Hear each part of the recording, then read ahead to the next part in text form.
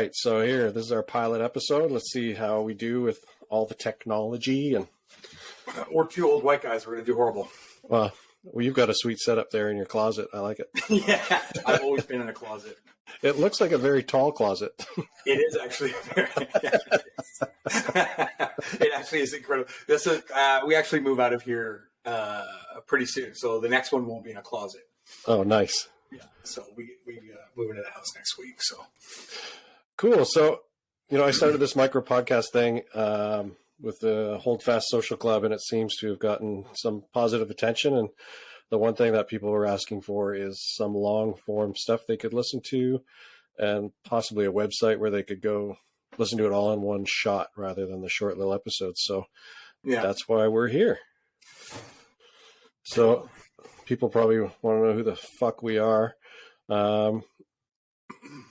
Basically, we met back in the mid-90s, back in Vancouver. Yeah, later-ish 90s, yeah. Sacred Heart Tattoo. You were an artist. Huh? Boardroom. Yeah. You were an artist. I was a client. And eventually I became a tattooer as well. And we've got a long history of just working everywhere, I guess. And infiltrating the industry and forcing ourselves on people. Again, old white guys, just like parasites. Totally parasitic existence in the industry is describe my career. So the hope really is to delve into some subjects bigger than just tattooing, with people we know, people we don't know, and dig and find out what makes them tick and what makes them interesting.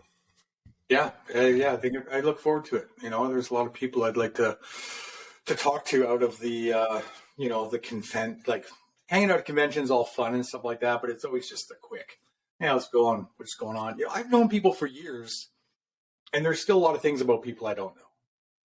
And interest outside of tattooing. Like I might know, like, oh, this person, likes to do this, but to what extent? Like, how many people know to the extent of fly fishing that you've accomplished and stuff like that? Yeah, there's lots of things to people more than their art and tattooing, and I think it'll be super fun to find out a bit more of that stuff about them. Yeah. The other thing that really interests me about tattooers is finding out their route into tattooing and exactly what they had to go through to become a tattooer and who mentored them, and I think that kind of stuff is fascinating as well. It really sets them up for a future in tattooing, and for sure. The extracurricular activities is always of interest. A guy like Doug Fink, and all the stuff he does. You meet somebody and you think they're a good artist or not or whatever, but that's such a small aspect of what makes up a good person. Yeah. Oh yeah, absolutely. And I'm also curious, like a lot of this stuff, is it to keep them sane because of tattooing is, ridiculous a lot of the times. And then also, does any of the stuff that they're doing and stuff like that, does that help with not just the balance of like life and social, but like does some of it actually give them a break, like creativity wise, to actually go back into stuff always fresh? Whereas I know if I'm always trying to like get stuff done, I clog myself up, I just start overthinking things and I sit and stare at paper forever. So does doing these other things, does that pull them out to allow them to kind of go back in fresh? So I'm just curious, I can always love learning from other people, right? I don't like being the smartest person in the room. I don't like being the, best artist in the room either. I don't want to be the best at anything in the room with a bunch of people because I want to always be learning shit. I'm interested in things, even though I might be quiet sometimes. People might think that guy's a dick. A lot of the times I'm just observing, right? I'm more interested in observing things and learning things, and until you get to know me, then you can't get me to shut up. No, it's true. You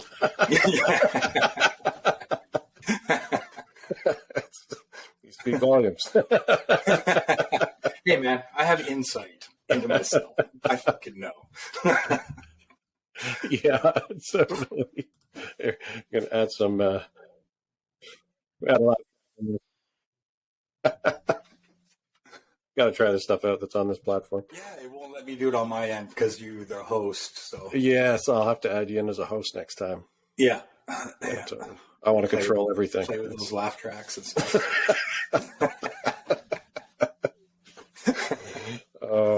So you, speaking of extracurricular activities, you have a history of Drug doing use?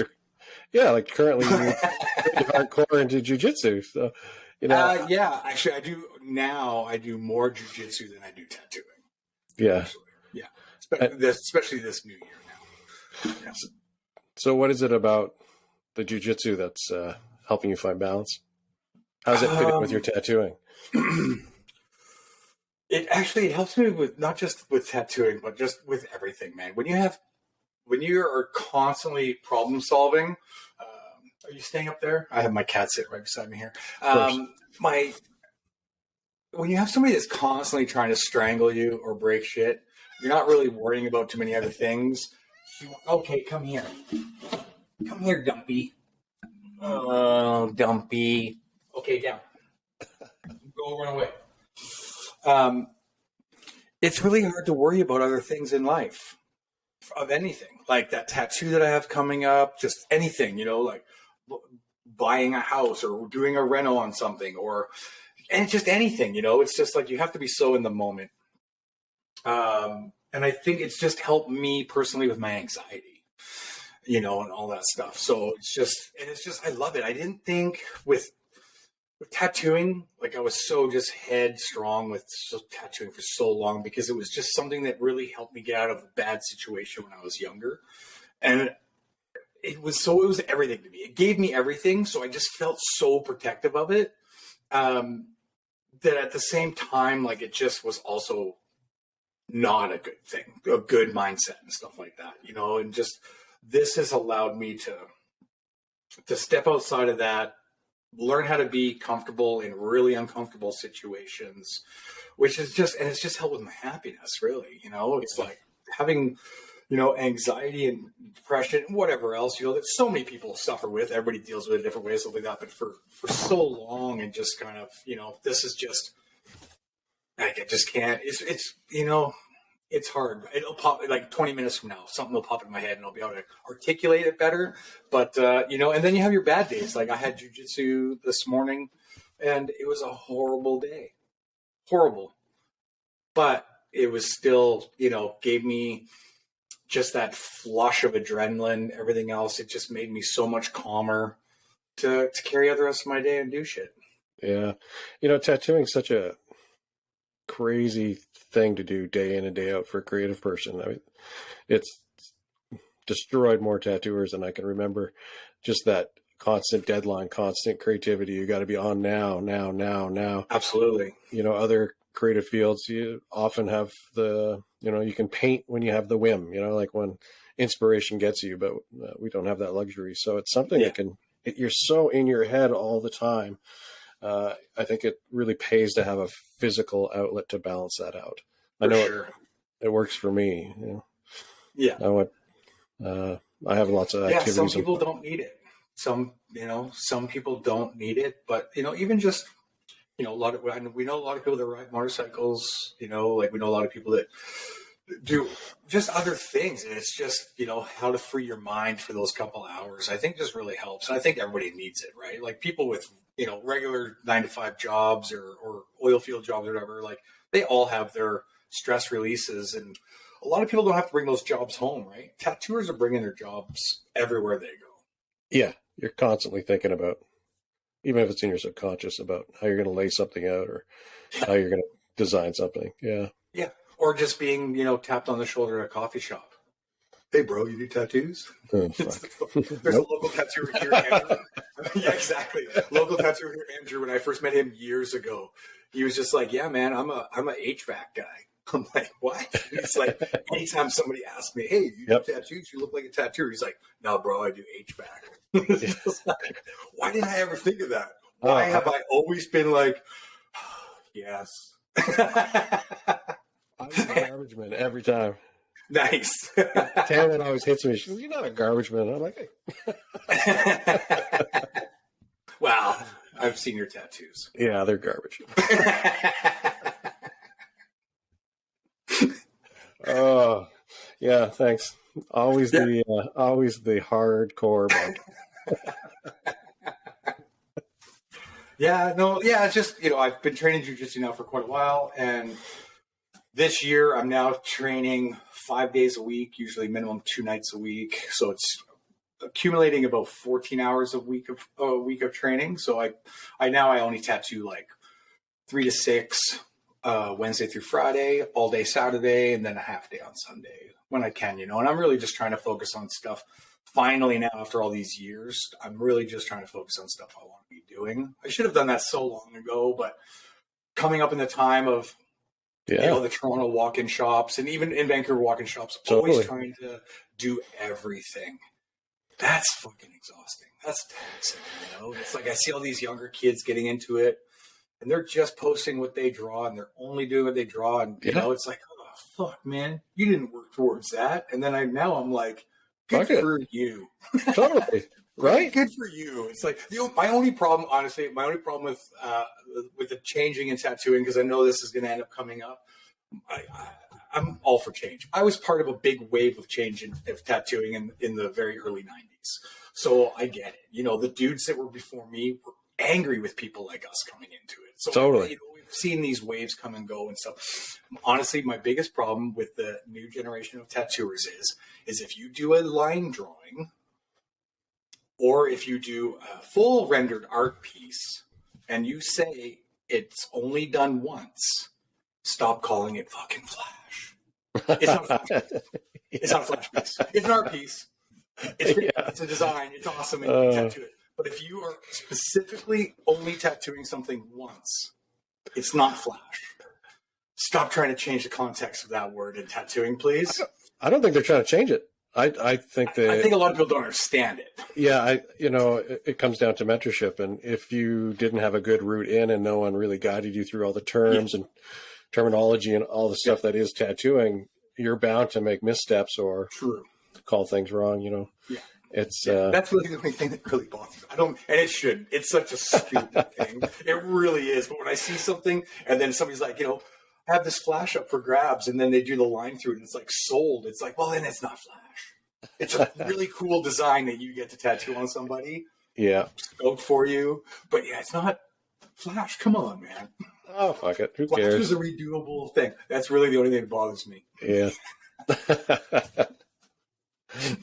Well, I guess that kind of brings me to the first topic I wanted to talk about today, which was the current state of tattooing. This is something that triggers so many tattooers my age, and it's hilarious to listen to tattooers that came up the same time I did become the old timers that we used to gripe about. And just not accepting change and thinking everything's horrible and it's all going to go to shit. And to me, I always thought, I used to gripe about it a little bit, and then I realized, I'm just not keeping up with the change. Like, it's for sure. It's not that tattooing's not going to ever die or become some shitty thing. Tattooing's awesome. And I think it just really came down to me realizing, oh no, I just need to change my attitude about this, and I need to go out and find people that are doing cool shit. And sure enough, there's tons of young people doing crazy good tattoos and have a really good work ethic. And it's I think there's young people 6 months in, and it's like, really? You only been tattooing 6 months? Yeah. Right? Yeah, man. Like, awesome. Like, I don't want you doing shitty tattoos. I don't want anybody doing shitty tattoos. No. Have there been shitty trends? Through my 30 plus years, has there been shitty trends? Absolutely. But does that make tattooing as a whole going in the wrong direction? Fuck no. It's just growing. It's changing. Somebody,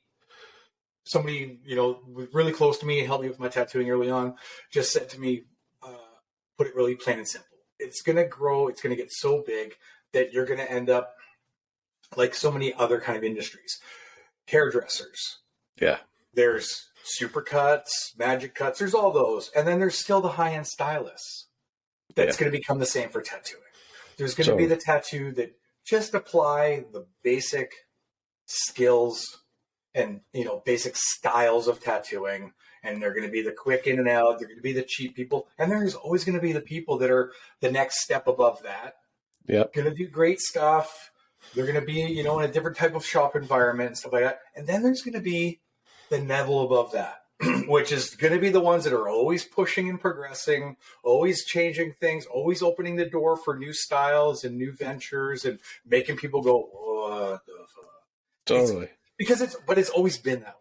When we were tattooing in the 90s in Vancouver, there was great tattooers, not so great tattooers, which I'll automatically put myself in that category. I worked with monsters of tattooing, and I put myself in the middle ground. I did good, clean, technically sound tattoos. Was I pushing the limits of art? Nope. You know, and then there was the level below me. So there's always been these tiers, but now it's more noticeable. And I think that kind of puts weight on people. Maybe they feel like they're not going to make as much money, or these people are crowding in on their, you know what I mean? But it's like, man, it's always been that way. If there was 10 great tattooers, there was 30 not so great tattooers, and then there was 50 tattooers. Totally. It's always been that way. We're just getting to now we're getting kids that literally, you know, oh, I want to be a tattooer my whole life. And I used to laugh at that. And it's true. You know, before the TV shows started, I used to laugh at that because it's like, you're 18. No, you haven't. Yeah. But now literally there really are kids that have grown up since they were, you know, 12, 13 years old. And now they're 20 and they're like, yeah, I've always wanted to be a tattooer. Yeah. And they've been drawing tattoos for 10 years, and it shows, you know, like it's 100%. Impressive. Yeah, absolutely. Yeah. The thing is, it depends. That's such a loaded question too. Of course. That's it's supposed to be. It's like, well, as a whole, it's going forward. Yeah. But then you want to break it down into different things, like who's getting involved in the industry. That's my big thing. Yeah. Ink representation. Bands. Well, and just like government overreach. Oh, you know what gotcha. I mean? With bands of colors and stuff like that. Canada now saying that all inks have to be cosmetic pigment approved. It's like, what? Go fuck yourself. We're not doing cosmetic tattooing. We're doing body tattooing. It is not the same thing. No. So, a lot of that stuff, that's where if somebody asks me like, oh, what's the direction of tattooing? It's like, well, fuck, if we let these people in charge make our decision, it's going to be going really bad for some of us. Yeah, no, it's true. As artists and young people coming into it, I think it's great. Yeah. The reach stuff, I think it's called reach. It's the pigment issue. There's guys like Rob Jobe and Good Guy. They're working tirelessly behind the scenes to make sure that we have access to pigment that's, already approved for that kind of stuff that meets the European standard. Yeah. So hopefully we can stay ahead of that as an industry. I hope so too, because there's some ink that's European approved. I'm not going to use any names and stuff. It's definitely not sold through Good Guy, but it's garbage. I'm going to end up becoming like Cliff Raven and just being like, all right, black tattoos only. Yeah. Right.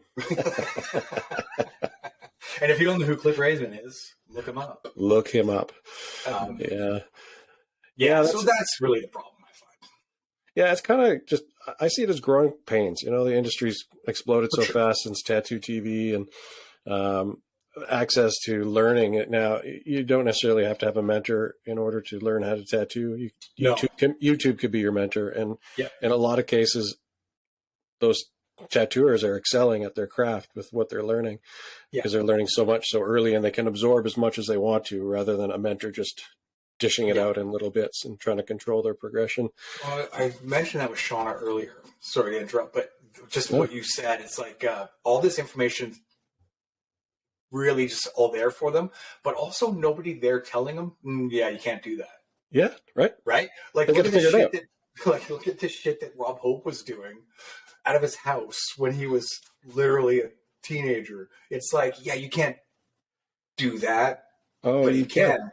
Because nobody told him he can't. So he just figured it out. Yeah. Right. Yeah, exactly. He figured it out. And some people can just figure it out. It's interesting that there's a lot of people. I just talked to a tattooer who's super talented, and they couldn't get an apprenticeship. They went about it all the right ways, trying to nurture relationships, trying to get apprenticeships, and they couldn't. And finally, they were just like, after a few years, they're like, fuck it. I'm just going to try to figure it out on my own. Yeah. And they're extremely high quality artists at this point. And it's funny because one of the things they said, they talked about gatekeepers and stuff like that. And I thought about it. I was like, it's one of the most open industries to letting people in, but at the same time, the barrier is so high to get in because you have to find someone to teach you. Yes. And the only problem with, the old guys, they didn't, like people before me, they didn't have apprenticeships, a lot of them just pirated their way into the industry. And then my generation kind of had this thing about apprenticeships, like you have to have one. It's the only way in. And now it's kind of switching again, like there's going to have to be some kind of hybrid or middle ground where hopefully people get a mentor early on in their careers and, make sure that they get all the health stuff figured out so they're not hurting people in their communities. But I find that really fascinating that tattooing is evolving back to something it was before. Yeah. Well, that's the thing. Like, we used to photocopy like catalog pages for people that would walk in off the street and ask us questions. We wouldn't sell anything to anybody. People would ask, are you going to sell needles? Like, no, here, these people do. And I remember the first time it was like, what the fuck are you doing? To my mentor. And he was like, they're going to find that information anyway. Yeah. Just, give them the best information you can. They're not going to steal any work from you. Make sure that you get good at doing cover-ups. That person, also, you might curate a pretty good relationship. You never know, right, with that person. I get emailed all the time for apprenticeships. And listen, the one thing that blows me away about the asking for apprenticeship nowadays is how impersonal it is. Oh. Just email, hey, I want an apprenticeship. But it's like, bro, I don't even know. Why? Like, I would apprentice a friend first. Like, I don't think people understand that. Like, this isn't like a regular trade. But I tell them, man, I'm like, hey, anytime you want to come by, totally. Like, everybody at my shop is nice and super open. They'll talk about anything. If you ever want to come by and draw, if you ever want to come by and have your stuff, nobody ever shows up. Some come and get tattooed by some of the guys, the younger guys working there, and some will come and tattooed by them. But like, yet they still don't come and hang out or draw or whatever. That's your foot in the door at Sacred Heart was start coming and bugging, right? Totally. Start showing up. I find it fascinating that that's not I don't know if it's a generational thing where younger people just don't have the confidence or what have you. It could be any number of things, or just that they've grown up with the ease of technology where everything is just, send an email, send a text, whatever. Yeah. I'm always blown away by the fact they don't realize that to be an apprentice means that you're receiving something and probably at no cost. Yeah. So as a mentor, you have nothing. You have nothing to gain from doing it other than maybe your own ego or maybe in a shitty shop where it's free labor for them or something. Yeah. I wish that more of them would understand that they need to nurture that relationship in order for you to feel like you're getting something in return for absolutely teaching somebody. Like, what's in it for me? Like, I personally, I wouldn't need a payout, but I need something, like. Yeah, for sure. Like, I have an apprentice right now. And my friend is Derek. I'll call him a friend. He was getting tattooed a lot at our shop by everybody. Super nice, was always coming around, just a nice guy. When I was living in Vancouver there last year for 2021, and I was coming back and, checking in on the shop and just on family and stuff, he was just like, dude, stay at my place. I was like, great. He had a spare room, staying with him. He's super into tattooing. He collects, tattoo art. He collects flash, and he, once in a while he'd show me some stuff that he'd worked on painting wise. Never asked, not once, like for apprenticeship or anything. Just like, hey, what about this? And it's just like, yeah, that's garbage. Don't do that. Yeah. Do this. Try and just because again, he's a nice guy, right? And then when I was finishing up in Vancouver and we were deciding to come back to Edmonton, I was just like, you know what? This guy's a tradesman. He works hard. He's got a really good job, and he clearly wants to learn how to tattoo. How serious is he, though? So I reached out and was like, is this something you're interested in? And he was like, yeah. And I was like, okay, I think you're an idiot, but let's do it. So I tell every apprentice hopeful, you're an idiot. Yeah. Like, don't bother. It's like, okay, but his schedule, because of course I don't expect him to quit his job, but so he's out of town 7 days, home 7 days. He's at the shop, he comes in, he cleans. And for the first couple months, I just kind of wanted to let it play out. I didn't really want to be too hands-on. I kind of wanted to let him flail, really, to see where he's at and does he really want this? Because again, I got burned before, and it's just like, I don't need to put so much energy into this if it's not going to work out. So I kind of let him flail for a while, because he also had all these, I'm going to be doing this soon, and I'm going away for a month, and I'm doing that, and I'm just like, cool, like lucky you. And then the new year rolled around. He came back from his trip visiting family overseas, and I just said, what do you want out of this? And he told me, he's like, I want to, if I could be full-time by summer, like that's what I want to do. And I was like, okay, well, now this is what we're going to do. Starting now that you're back, let you flail for a while, gave him information, of course, helped him with everything. I wasn't just like fucking silent in the shop with him, but I was like, okay, this is what you do. Wednesday, when you get into town, this is what your Wednesday is. This is what your Thursday, Friday, Saturday, Sunday. That's it. This is what you do every single time until I say differently. Structure. And he came to me 2 weeks after doing that, and he was just like, man, he's like, I feel a lot better now. He's like, I don't have as much anxiety, like what's expected of me. Like I just come in and know what I have to do and stuff. And he's putting the time in, and it's like, I think anybody given the chance can actually be a good tattooer. Can they be a great artist? I don't know. Can I teach almost anybody how to do clean line work and well, one day your line work might get there. No, but I'm kidding. No, but like, can I teach, pretty much anybody how to do clean lines, shade, and color in Flash? Absolutely. It's going to be up to them to take it to the next level with their own artistic interpretation and stuff. And that was the thing that he was focusing on a lot early on, was trying to like find his way art-wise. And it's like, okay, now it's time to stop that. I don't care about that shit. You need to learn how to tattoo first. Work on your drawings and stuff in your spare time. We're going to focus on like copying people's Flash, tracing, even repaint. Like he's repainting guys' Flash. It's like, make it look as close to theirs as possible. You'll slowly learn why. I'm not good at teaching art. I know how to figure out over the years of drawing and doing tattoos. I understand composition. I understand layout. That stuff's a little harder for me to articulate, to teach. It's like, I'm not Clint Danroth when it comes to that kind of being able to like give that information. I don't think a mentor is a one-stop shop. Like, I think if you're an apprentice, you're going to have to seek out other mentors. I know. Absolutely. I had what most people would consider the dream apprenticeship position at Sacred Heart, and yet there was, in retrospect, there was lots lacking, and I had to go find that elsewhere. Yeah.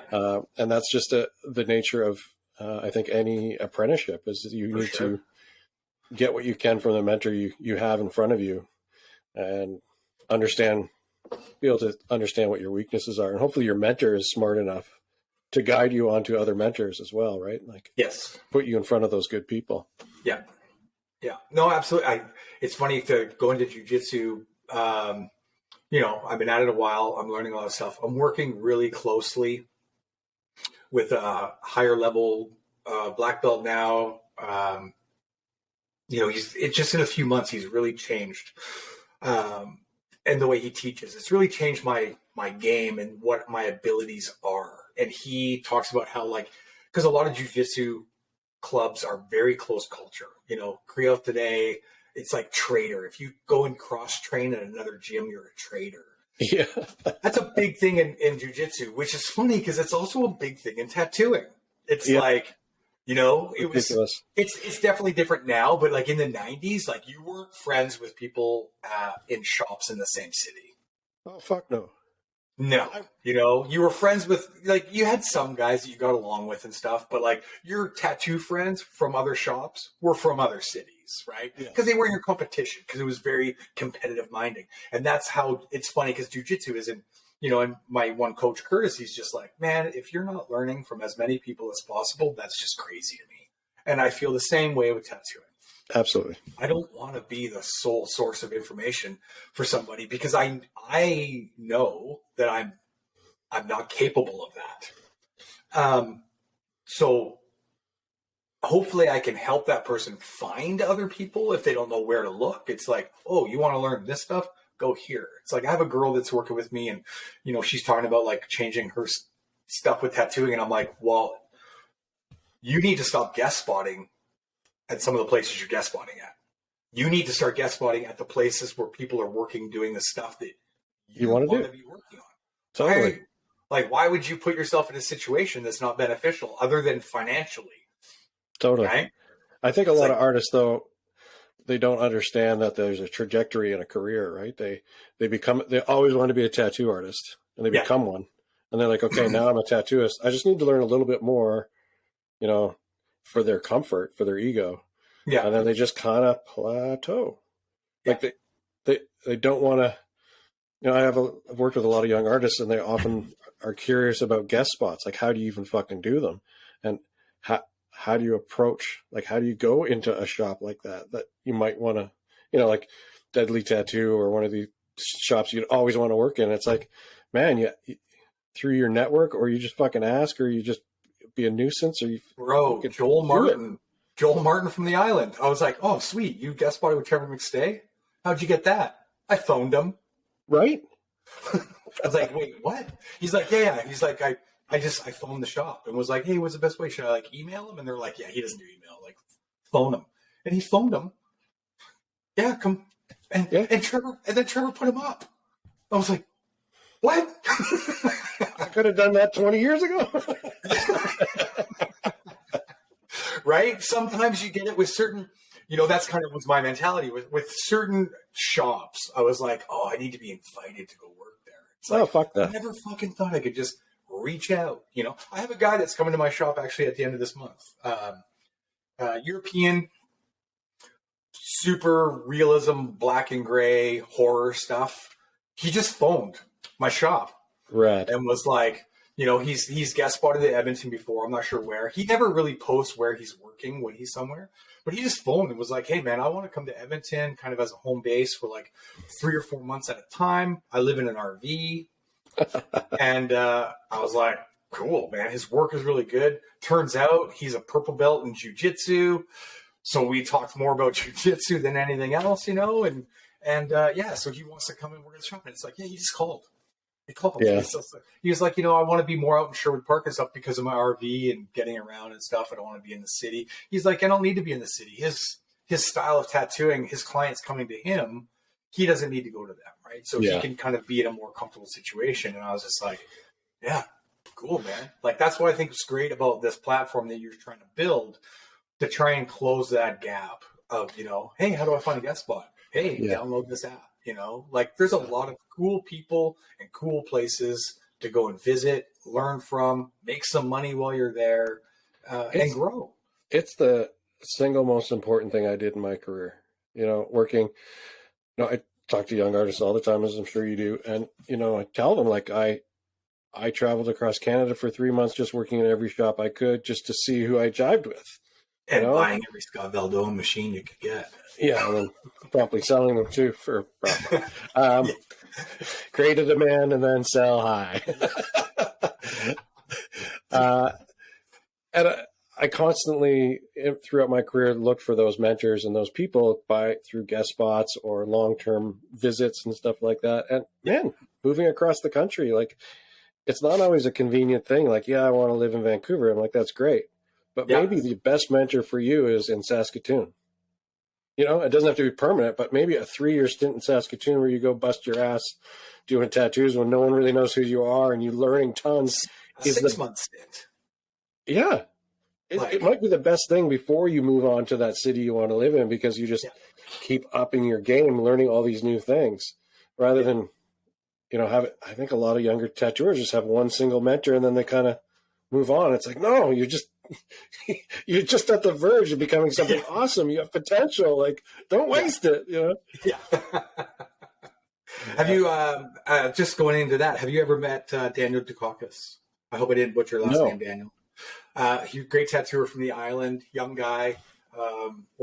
He started with Monk, about Wanderlust, Parksville, Okay. and then went Mark's down awesome. to Government Street. Was at Government Street for a while.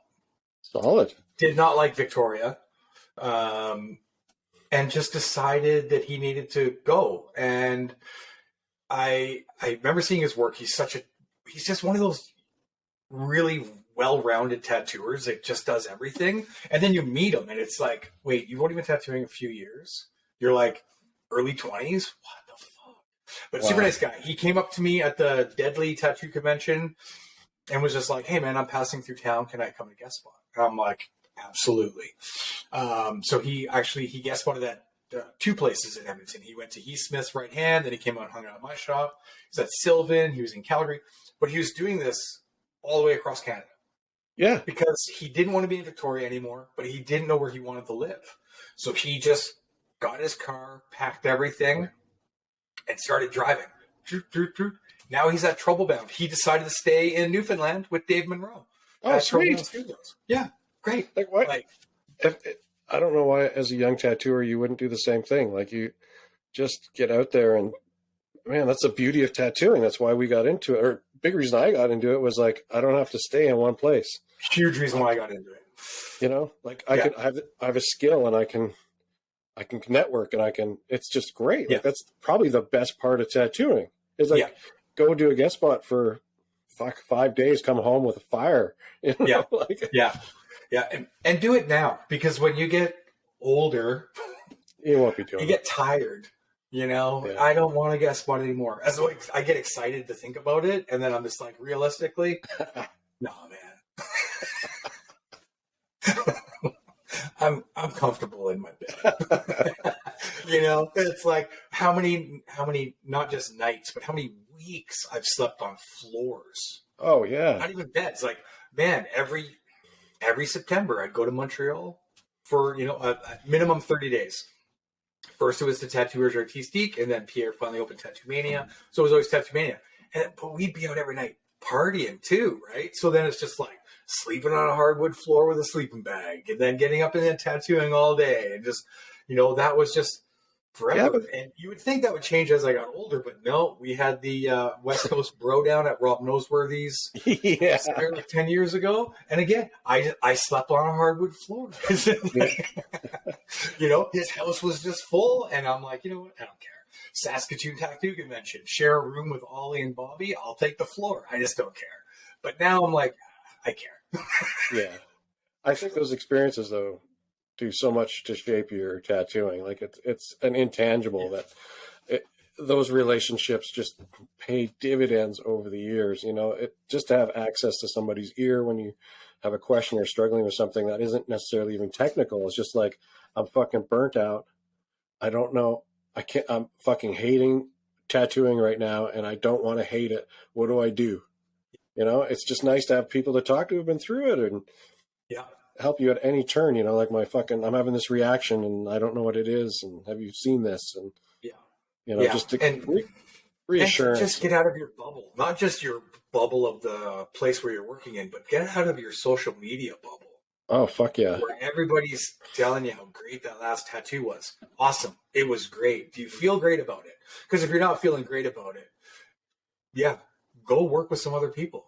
Go to a convention. Go get some fire lit under you, like just go and get tattooed by somebody else. Yeah. To get that kind of energy and stuff, it's like, man, doing that Deadly Tattoo Convention, I was like, well, I don't want to do a convention. But I was like, I got to do this convention though. And then just going there and seeing everybody and just seeing the shit that everybody's working on, I'm just like, yes. Right? I love that I know these people. I love that there's these people that are putting this work out, and it's fucking inspiring. And it's also inspiring when you go and meet these people and realize they are actually cooler than the tattoos they're doing. Yeah, right. Right? Because you don't know, you know what I mean? You get to know somebody online. Are they the same in person? Some people aren't, right? But so many of the really good people that a lot of young people are looking up to, they actually really are. They're actually cooler than the tattoos they're doing. And super approachable. Yes. Like I can't think of many people that aren't like even early on in our careers going to shops that scared the shit out of me, like Dutchies or Dave Shore's shop or anything, like just places that seem like a no-go zone. Like don't go unless someone's bringing you there. Couldn't believe the welcome you get. Like they don't know you, but they didn't know me. Like they're honest to goodness good people and really want the best for tattooing. And I would say that about most of our peer group. It's as you approach them in the right way. Well, most of those older guys, like anybody, if you don't step on their toes, they don't have a problem with you. You step on their toes, they got a problem with you. But that's with anything. Totally. You don't go shoving your portfolio in front of somebody's face at a convention and think that you're going to get their time or anything. You got to. Oh my God. I won't say his name because he's a total piece of shit, but I'll never forget when we were in San Francisco and somebody really wanted to get the attention of a tattooer, and it was just like, please look at my portfolio. And it was Grime and Marcus Pacheco from Primal Urge, and they're just like, no way, bro. If we touch your portfolio, they're like, everybody around you is going to pull a portfolio. And I'm not joking. You look around, and it's like, oh, fuck, man. Yeah, all these dudes have portfolios in the wings, right? And it's just like, he just wouldn't. He was relentless. Like, please. And I was like, dude, break dance for them. I know what you're talking about. Yeah, right. Well, yeah, because he was my little monkey. I used to make that guy break dance everywhere. Oh, and it's just like dance, and he did. He because Grime was in the hip hop scene and something. He was like, "Oh, you can break dance," and I was like, "He's actually a really good break dancer."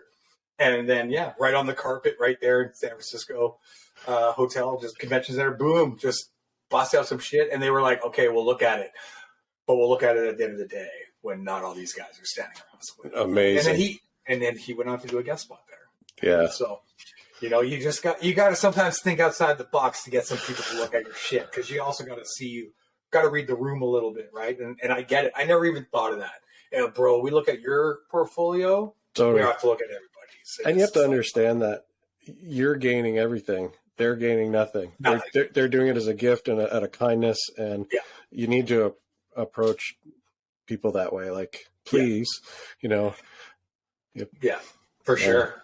Yeah. Yeah. Well, looking back in the day, people used to mail photos to people, right? To critique and stuff like that. And I still have that with the phone now, though. It's a lot easier, send the drawing off and just be like, hey, can you check this out for me? Like, what do I need to make better and stuff like that?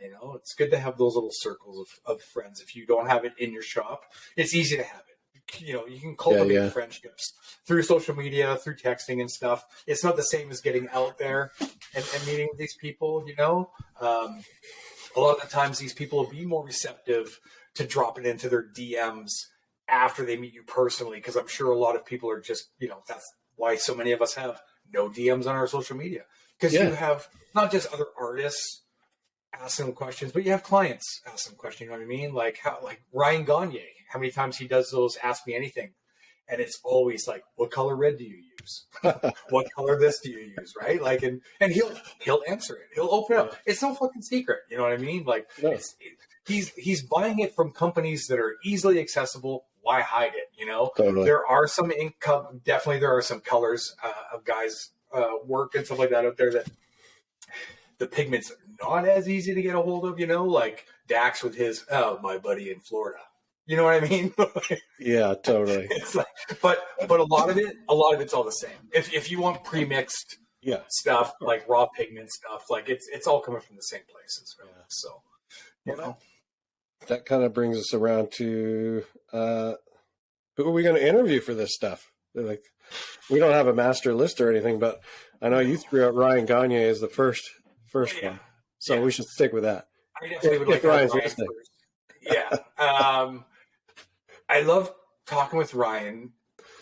So here's a guy that a lot of people would think is different than his online persona. Ryan is very cultivated with his online persona of what he does. He's definitely more personable now, where he posts things with his kids and his wife and stuff like that, where before it was very none of that personal shit. You know, Ryan takes himself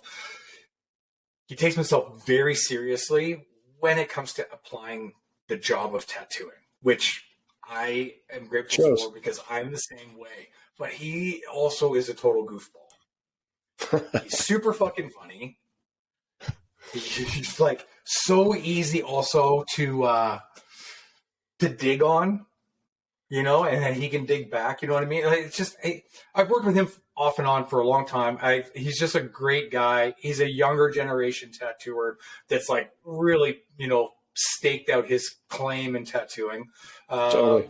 And yeah, I just, you know, he's got a lot to say. He's also a guy that's traveled a lot.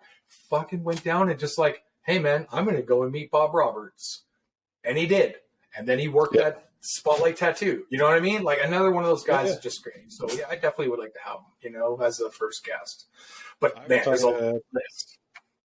I was talking to Doug Fink today. I want to interview that guy. Will he do it? I don't know. He seemed receptive to like a micro podcast. He said, but I don't know. We'll find out.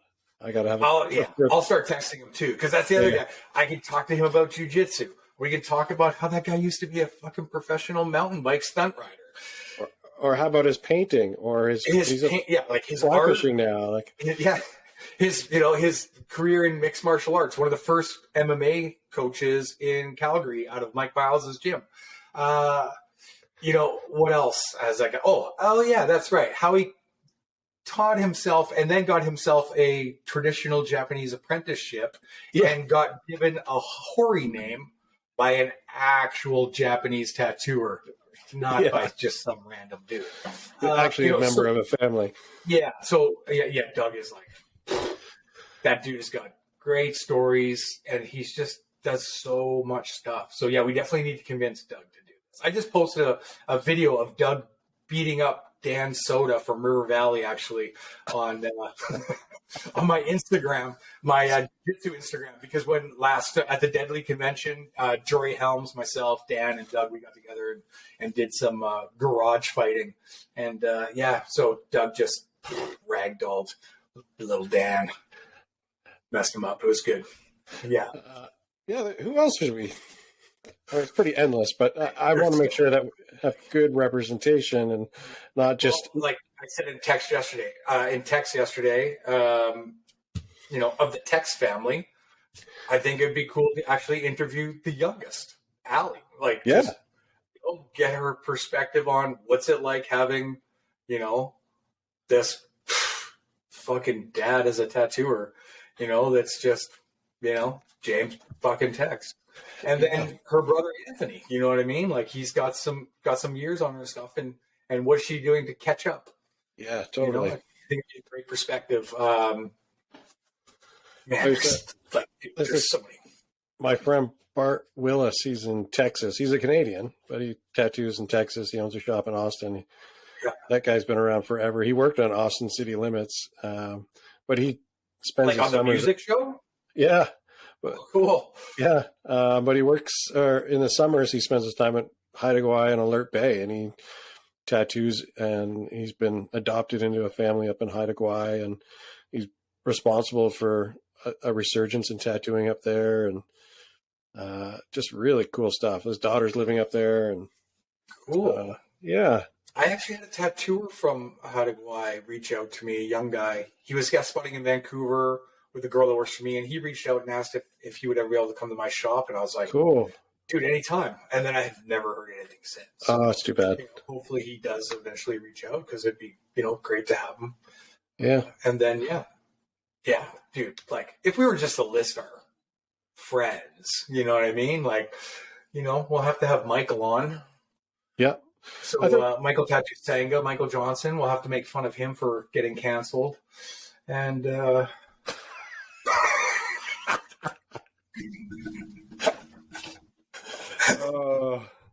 hopefully we don't get canceled. We're We're going to get canceled. probably after this episode. Just out of sheer boredom.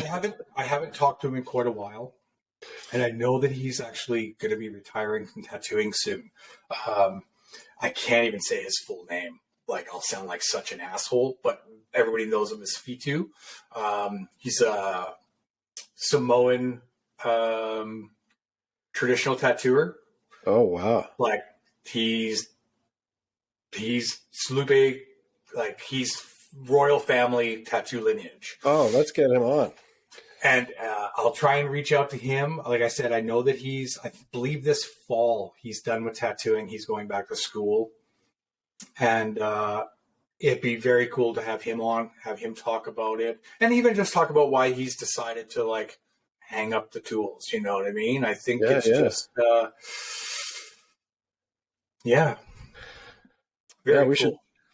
should try to get, like, everything from young tattooers to retired tattooers, like Brian Zuck, Paul Jeffries, or just run the whole gamut. Yeah. Well, like I mentioned too, it'd be great if, the next time you do a trip to Vancouver, if you could do a setup and we can have Brian Zuck on.